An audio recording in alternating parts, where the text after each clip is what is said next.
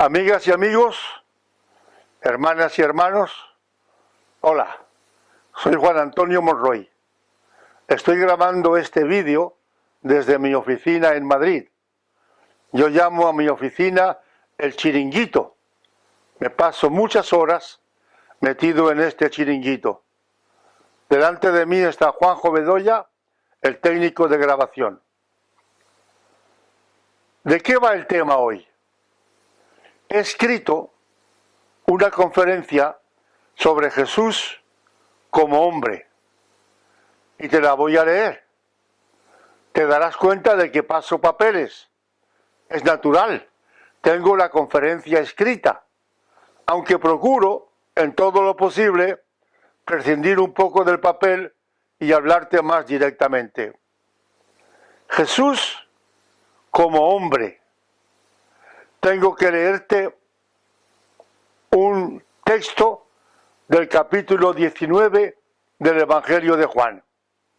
Escucha, dice así: entonces tomó Pilato a Jesús y le azotó, y los soldados entretejieron una corona de espinas y la pusieron sobre su cabeza y le vistieron con un manto de púrpura y le decían: «Salve, Rey de los judíos», y le daban de bofetadas. Entonces Pilato salió otra vez y les dijo: «Mirad, os lo traigo fuera para que entendáis que ningún delito hallo en él». Y salió Jesús llevando la corona de espinas y el manto de púrpura. Y Pilato les dijo: «He aquí el hombre». Si lees el Nuevo Testamento, te darás cuenta de que Pilato, tan vituperado, intentó varias veces salvar a Jesús de la muerte. Primero, enviándolo a Herodes. Segundo, tratando de cambiar a Jesús por Barrabás. Y la última vez, cuando lo presentó a la multitud y dijo: «He aquí el hombre». Con esta frase, Pilato quería impresionar a la gente. Cristo llevaba en su cuerpo las señales de los recientes tormentos. Quería que la multitud se apiadara de aquel hombre. ¿Quién era aquel hombre? Pon atención. Aquel hombre tenía todos los rasgos característicos de la raza judía. Tenía cierto parecido físico con la madre. Hablaba arameo. El hombre usaba cabellos largos y barba larga. Se cree que la estatura estaba en torno al 1,80 m. Vestía túnica de lino fino y en los días fríos aquel hombre usaba manta de lana y calzaba sandalias. Su alimentación era muy sencilla: pan, vegetales y pescados. Su carácter, sin embargo, era firme, pero al mismo tiempo sereno y suave. Aquel hombre tenía pasiones, pues igual que las tienes tú. Aquel hombre amaba el amor.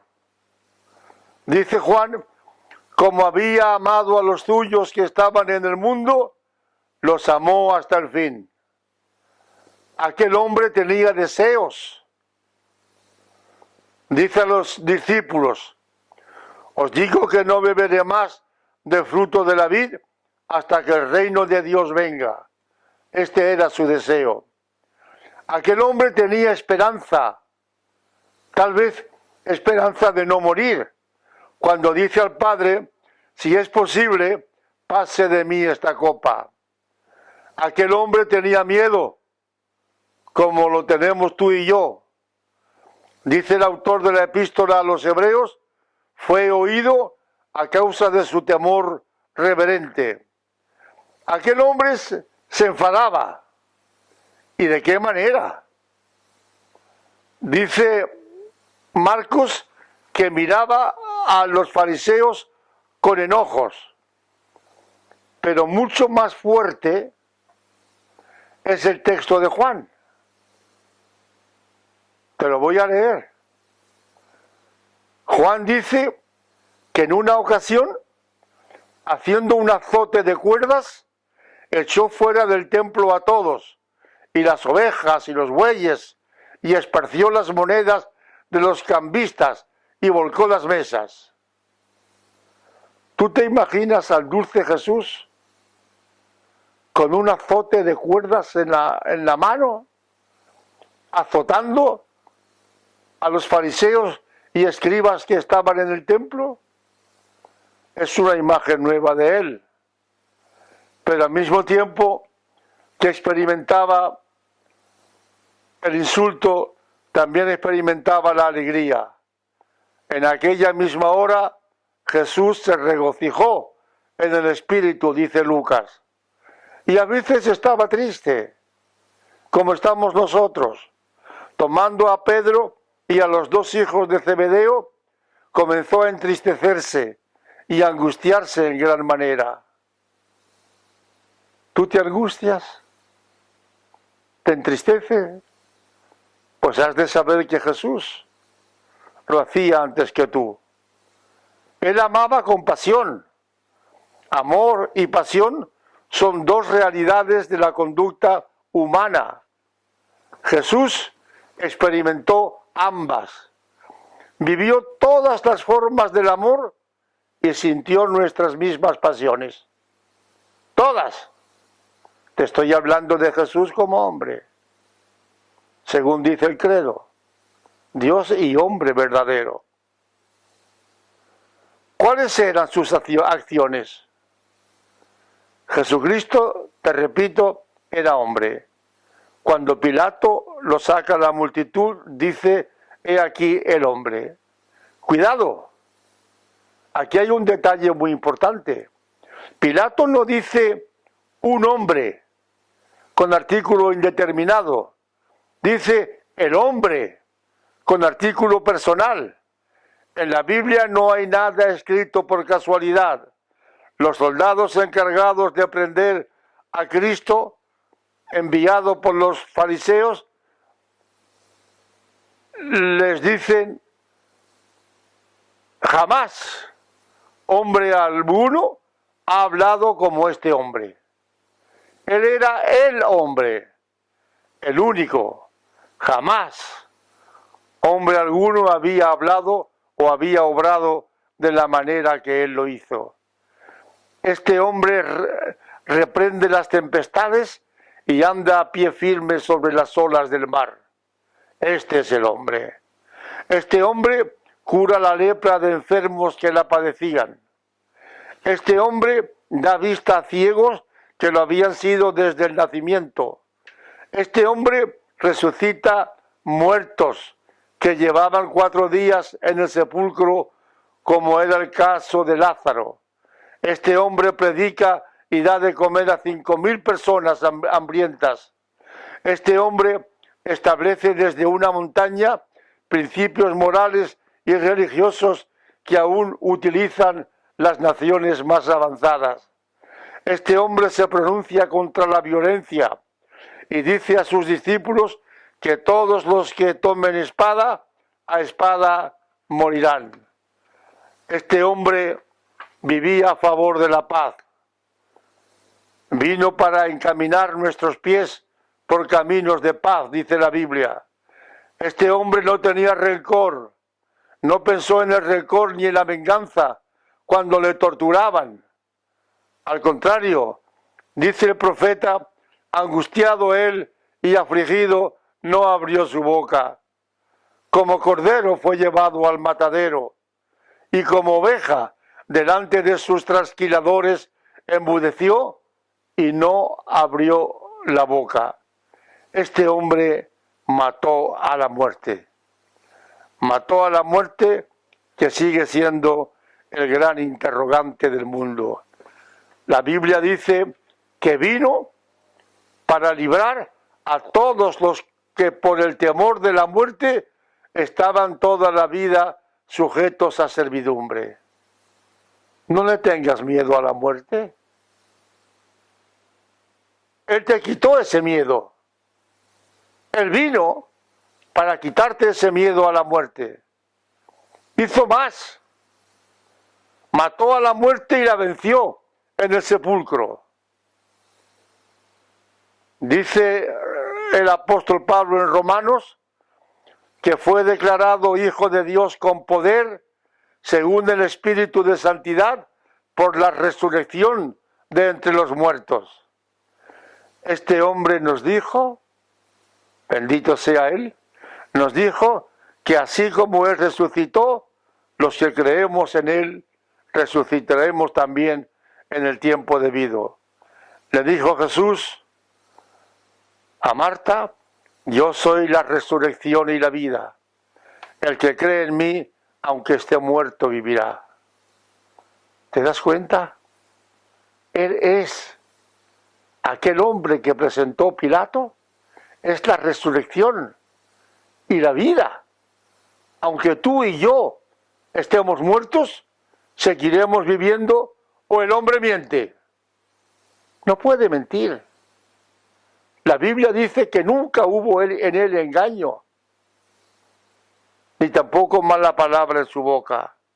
Era hombre, pero era también Dios. Era Dios eterno.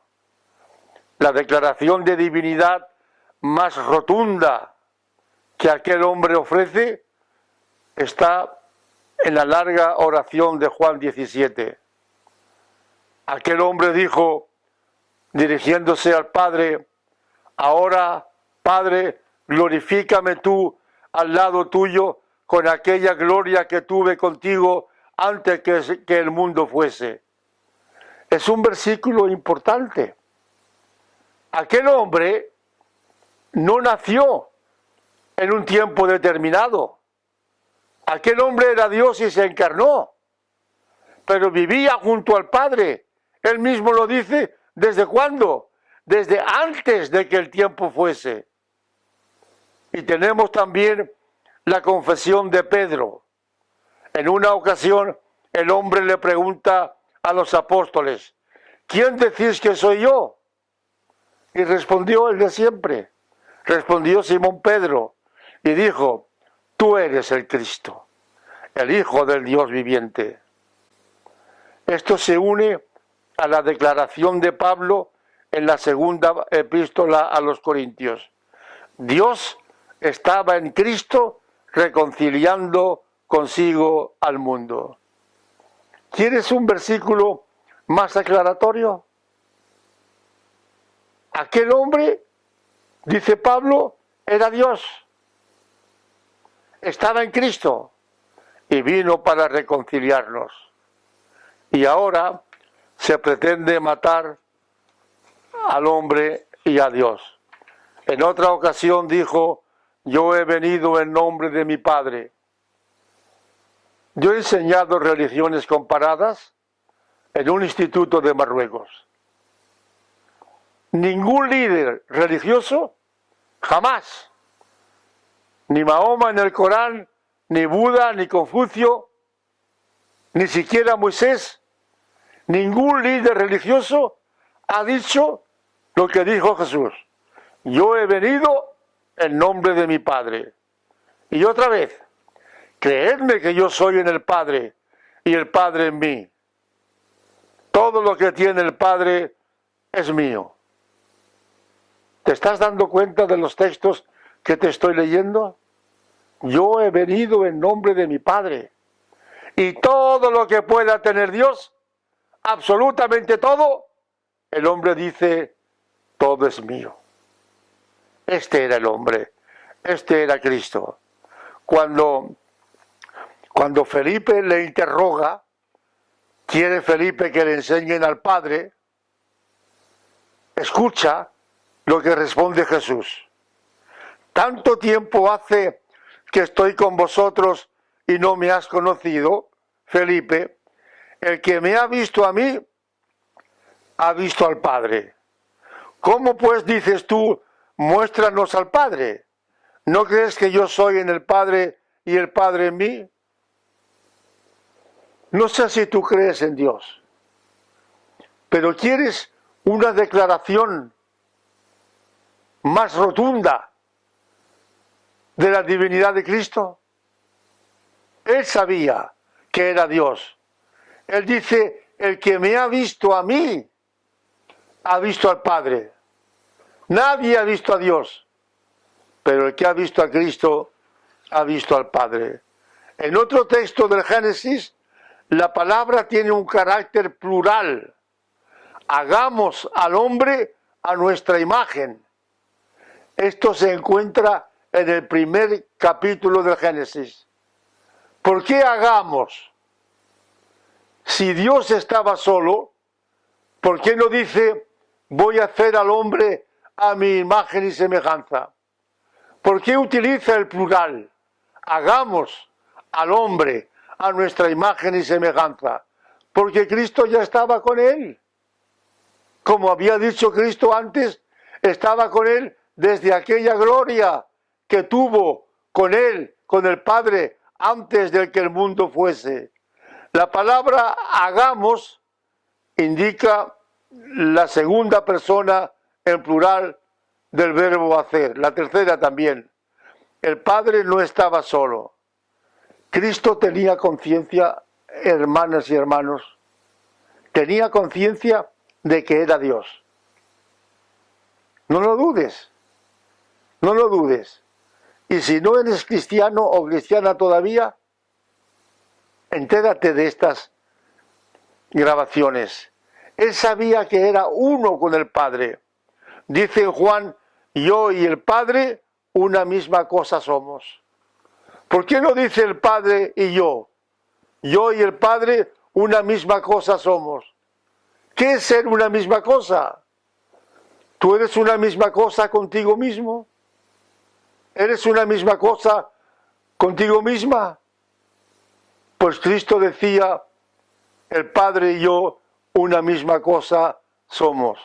Y el apóstol Juan añade en el primer capítulo de su libro, en el principio era el verbo era con Dios y el verbo era Dios.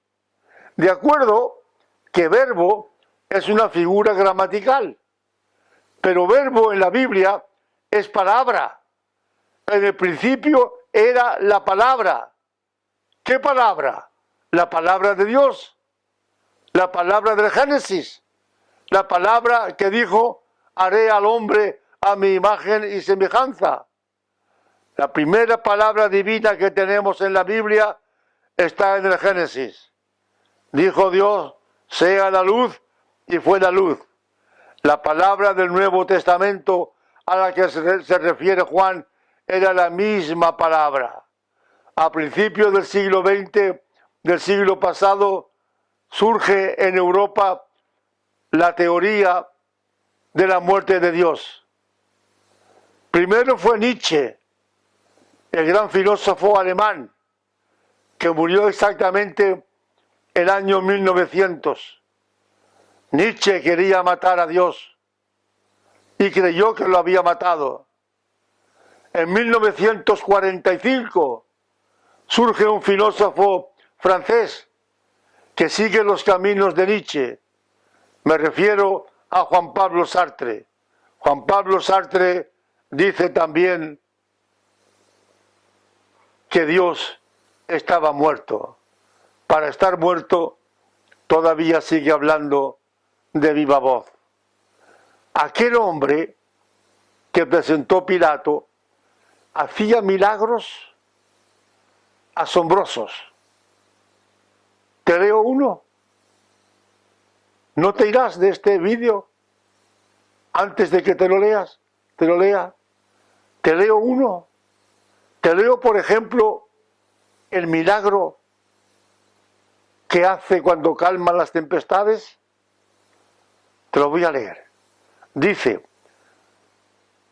Lucas, aconteció un día que entró en una barca con sus discípulos y les dijo, pasemos al otro lado del lago.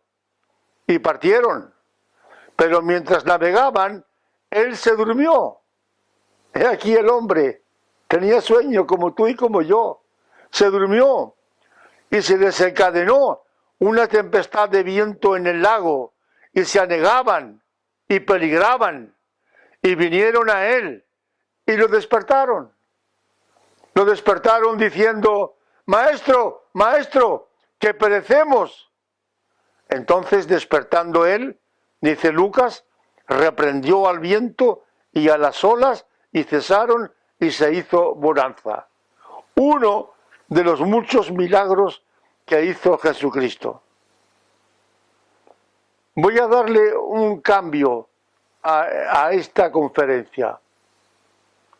Cristo venció las tempestades. ¿Cuáles son las tempestades que nos azotan a todos nosotros? De otra manera, más directamente, ¿cuáles son las tempestades que estás pasando en tu vida? Primero hay pensamientos negativos. Un psiquiatra famoso español, Rojas, dice que vivimos angustiados por los pensamientos negativos. No tengas pensamientos negativos en tu vida. Y este psiquiatra cita el caso de un abogado de 29 años que no encontraba trabajo. Un día leyó en un periódico que buscaban un abogado y pensó: ¿para qué voy a llamar? Pensarán que si estoy en el paro será porque no valgo. Antes de telefonear a la empresa que pedía abogado, ya tenía pensamientos negativos. Las etapas de tu vida son tempestades. Admítelo. Son tempestades, las diferentes etapas. Los antiguos filósofos griegos decían que para describir la vida eran necesarias 3 etapas. Una como autor, otra como actor y otra como espectador. Cada etapa corresponde al pasado, al presente y al futuro nuestro. Las tempestades, amigas y amigos, nos hunden. ¿Sabes cuándo? Cuando no somos capaces de olvidar las heridas del pasado. ¿Hay en tu vida heridas de años pasados? Olvídalas. Olvida el pasado. El pasado ya no existe. Tienes que vivir mirando siempre de cara al futuro. Cuando miramos el pasado, vivimos atormentados, pensando en que lo que nos ocurrió en el pasado podía ocurrirnos también en el futuro. Vence las tempestades. No vivas la vida como un problema. Las tempestades, yo sé que a veces te abruman cuando piensas que la vida es para ti un problema y llegas a decir: ojalá que no hubiera nacido, porque es un problema que nos quita las ganas de vivir. ¿No has oído muchas veces de familiares o de amigos esta frase? Estoy cansado de la vida. ¿Por qué estamos cansados de la vida? La gente nos asusta en ocasiones. Queremos estar solos. Queremos sumergirnos en la soledad. Un escritor inglés, Peter Handke, tiene una novela titulada La mujer zurda. Una mujer casada pide al marido que la deje una temporada para vivir sola. No tiene problemas matrimoniales, pero creía ella que estaba cansada de la vida y quería vivir una etapa en solitario. Un escritor norteamericano ateo, campeón del ateísmo, Roberto Ingersoll, tiene una novela llamada El déspota. ¿Qué dice esta novela? Un hombre cargado de problemas acude a un pastor de la iglesia anglicana. Le expone sus problemas. Le dice que está al borde del suicidio. El pastor, ¿sabes qué le responde? No puedo hacer nada por usted. Vaya a otro pastor. El hombre de Pilato no te manda a otro pastor. El hombre de Pilato actúa de una forma diferente. El hombre de Pilato no te manda a otro, te pide que vayas a él con las tempestades de tu alma y de tu vida. Él te dice desde las páginas del Nuevo Testamento en la Biblia: venid a mí todos los que estáis trabajados y cargados, y yo os haré descansar. ¿Cuáles son tus cargas? ¿El vacío de la vida? ¿La angustia? ¿Las depresiones? ¿Las enfermedades? ¿El mundo que te rodea? ¿La soledad? ¿La ansiedad? ¿El sufrimiento? ¿El estrés? ¿La falta de ilusiones? ¿La vida matrimonial mal llevada? ¿Los hijos desobedientes? ¿Los problemas económicos? ¿La falta de trabajo? ¿Los amigos que te traicionan? ¿Las aflicciones de la vida? Con estas tempestades de tu alma, Cristo te dice: ven a mí. Ven a mí todos aquellos que estáis trabajados y cargados, y yo os haré descansar. En el Nuevo Testamento, amigas y amigos, tenemos 4 evangelios, pero únicamente Mateo nos ofrece esta suave invitación del Dios hombre: venid a mí todos los que estáis trabajados y cargados, que yo os haré descansar. Venid a mí los oprimidos, los cansados de la vida, los abrumados por las penalidades que llevamos a Él. Solo tenemos que tomar la iniciativa lo antes que nos sea posible. Ve a Él. Ve a Él. Ve a Jesús. Es mi consejo para ti con este vídeo. Tanto si ya has creído en Él, como si estás pasando por una etapa de debilidad espiritual. Ve a Él. Ve a este hombre que presentó Pilato, te pide que vayas a Él con todas tus cargas, con tu vida vacía, con tu corazón dolorido y con el alma manchada por el pecado diario. Ve a Él. Que Dios te bendiga. Será hasta el próximo vídeo.